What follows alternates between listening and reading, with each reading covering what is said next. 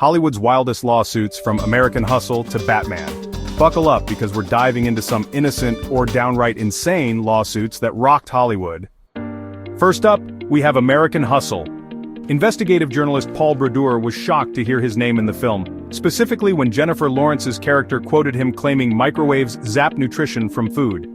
He sued for defamation, but the court ruled audiences found her too ditzy to take seriously. Sorry, Paul. Next, let's talk about Black Widow and Disney. Scarlett Johansson wasn't too happy when Disney released the film during the pandemic on Disney Plus instead of theaters, particularly since she was entitled to a cut from the box office sales. They settled, and she declared there was no bad blood. But we'll let the lawyers keep that on record. And in a bizarre twist, director Franco Zeffirelli got the underage stars of the 1968 film Romeo and Juliet to perform nude under the guise of wearing skin-colored tights. Decades later, they tried to sue Paramount, but the case got tossed out. Talk about a risque film. And remember Crispin Glover from Back to the Future Part 2? When he held out for a better payday, producers tried to pull a fast one by casting a look-alike with prosthetics. Glover won a $760,000 lawsuit, creating new rules for actors everywhere. What a comeback. Now, let's talk Avatar. James Cameron faced an army of writers claiming he ripped off their ideas.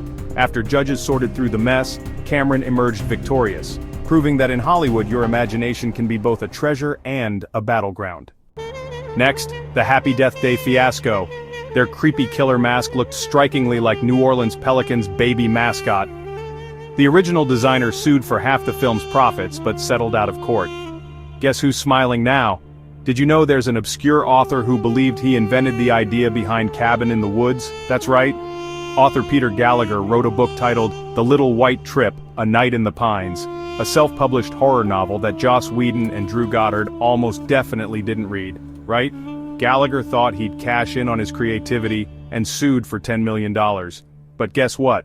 A judge ruled that he didn't really invent the teens get killed in a spooky cabin genre. Sorry, Peter. Now let's dive into the wild world of Borat. 7 lawsuits were filed against the film, but the funniest part? Only one person won a lawsuit, and it wasn't the Romanian villagers who sought $38 million for being unwitting extras. Nope, it was Macedonian Romani singer Esma Redzipova, who successfully sued because the film used her music without permission. Talk about a quirky victory.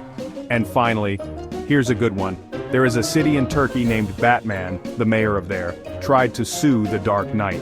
He accused the film of a bizarre array of infractions, including copyright infringement and even linking it to a series of unsolved murders in his city. It's safe to say that Batman not only battles villains on screen but also faces some pretty odd legal battles too. Hollywood is wild, folks. From quotes and contracts to bizarre lawsuits, it's clear that making movies can sometimes lead to unexpected courtroom dramas. Don't forget to like and subscribe for more outrageous stories from the film world.